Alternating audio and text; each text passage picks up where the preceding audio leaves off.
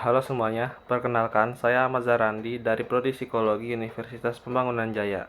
Pada video kali ini, saya ingin menjelaskan bagaimana cara meningkatkan motivasi belajar pada anak zaman now menurut Sandrock.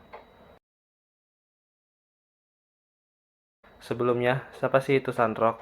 Sandrock adalah seorang profesor psikologi yang telah menulis banyak buku tentang psikologi, termasuk psikologi pendidikan. Salah satu pandangan Sandrock tentang motivasi belajar adalah motivasi belajar dipengaruhi oleh faktor internal dan faktor eksternal. Faktor internal mencakup kebutuhan-kebutuhan individu, minat, kemampuan, dan harapan terhadap hasil belajar. Faktor eksternal meliputi penguatan atau reward yang diberikan oleh orang tua atau guru, lingkungan sosial, dan faktor-faktor situasional seperti kemampuan guru dan metode pengajaran yang digunakan. Menurut Sandrock, tidak adanya motivasi belajar pada seseorang dapat disebabkan oleh berbagai faktor. Beberapa faktor yang dapat menyebabkan kurangnya motivasi belajar antara lain: 1. Kebutuhan-kebutuhan dasar tidak terpenuhi jika seseorang tidak merasa aman atau nyaman di lingkungan belajar atau tidak memiliki kebutuhan dasar seperti makanan dan tempat tinggal yang cukup, maka motivasi belajar dapat menurun. Yang kedua, tidak menemukan minat dalam materi yang dipelajari. Jika seseorang tidak menemukan minat dalam materi yang dipelajari, maka motivasi belajar dapat menurun. Hal ini dapat terjadi jika materi yang dipelajari tidak sesuai dengan minat atau tujuan seseorang. Yang ketiga, tidak merasa mampu dalam menghadapi tugas atau tantangan yang diberikan. Jika seseorang tidak merasa mampu dalam menghadapi tugas atau tantangan yang diberikan, maka motivasi belajar dapat menurun. Hal ini dapat terjadi jika tugas atau tantangan yang diberikan terlalu sulit atau tidak sesuai dengan kemampuan seseorang. Yang keempat, tidak mendapatkan kekuatan atau penghargaan yang memadai. Jika seseorang tidak mendapatkan penguatan atau penghargaan yang memadai atas usaha dan prestasi mereka dalam belajar, maka motivasi juga dapat menurun.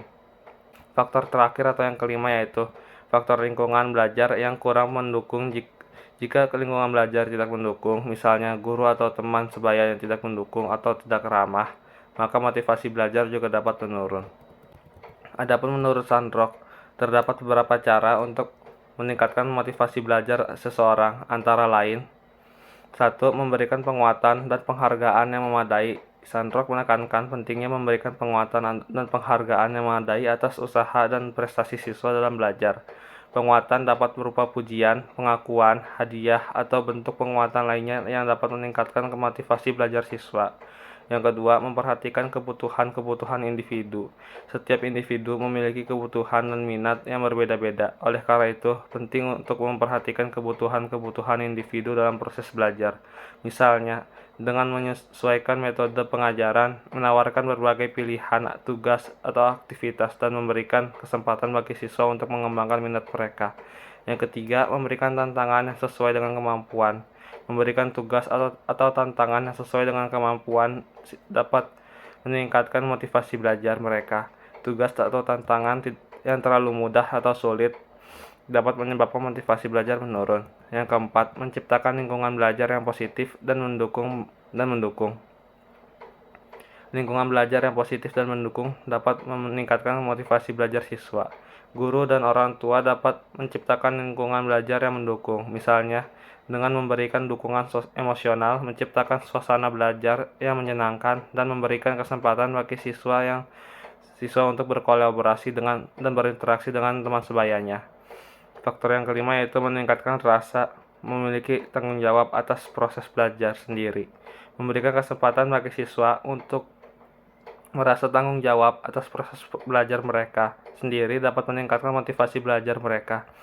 Guru dan orang tua dapat memberikan kesempatan bagi siswa untuk mengambil inisiatif dalam proses belajar mereka, misalnya dengan memberikan tugas mandiri atau membiarkan siswa memilih topik yang mereka inginkan untuk dipelajari. Menurut Sandrock, motivasi belajar anak dapat dibedakan pada setiap usia. Berikut ini adalah gambaran-gambaran untuk motivasi belajar anak pada setiap tahap perkembangannya. Yang pertama ada anak usia prasekolah, yaitu usia 3-5 tahun.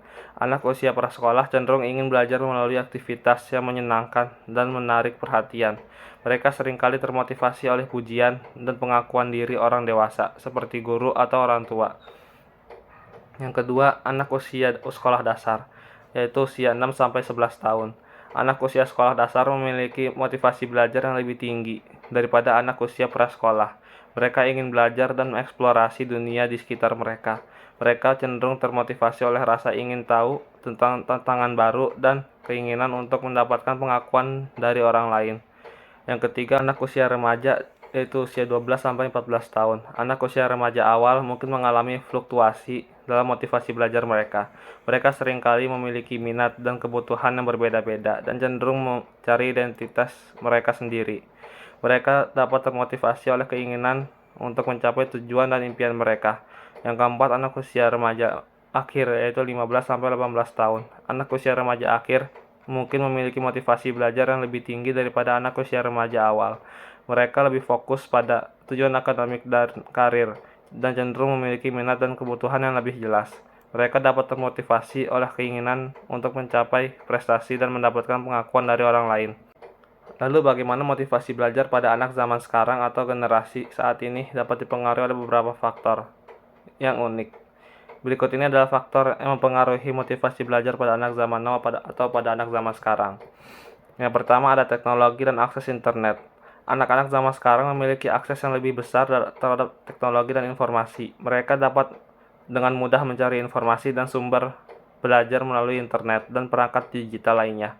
Hal ini dapat mempengaruhi motivasi belajar karena mereka dapat menentukan konten yang menarik dan relevan dengan minat mereka.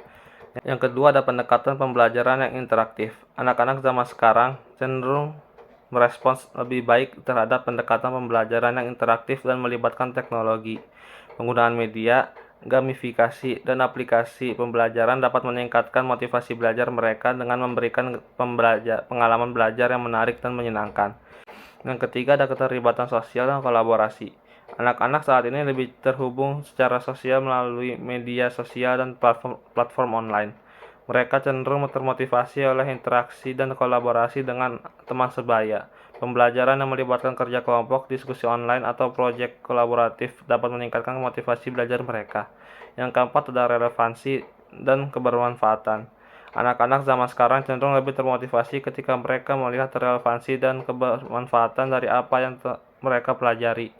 Mereka ingin tahu bagaimana pengetahuan dan keterampilan yang mereka peroleh dapat diterapkan dalam kehidupan sehari-hari atau masa depan mereka. Memberikan konteks dan keterkaitan nyata dengan dunia nyata dapat meningkatkan motivasi belajar mereka. Yang kelima ada pengakuan dan penguatan positif. Pengakuan dan penguatan positif masih menjadi faktor penting dalam motivasi belajar anak zaman sekarang. Anak-anak seringkali termotivasi oleh pujian, penghargaan, atau pengakuan atas prestasi dan usaha mereka. Memberikan apresiasi dan dukungan positif dapat meningkatkan motivasi belajar mereka. Dalam menghadapi anak zaman sekarang, penting bagi guru dan orang tua untuk memahami perubahan dalam lingkungan belajar dan mengadaptasi strategi motivasi yang sesuai dengan kebutuhan dan minat anak. Hal ini dapat membantu anak-anak mengembangkan motivasi belajar yang kuat dan meraih kesuksesan dalam pendidikan mereka. Sekian video singkatnya yang saya buat. Kurang lebihnya mohon maaf, semoga bermanfaat. Terima kasih.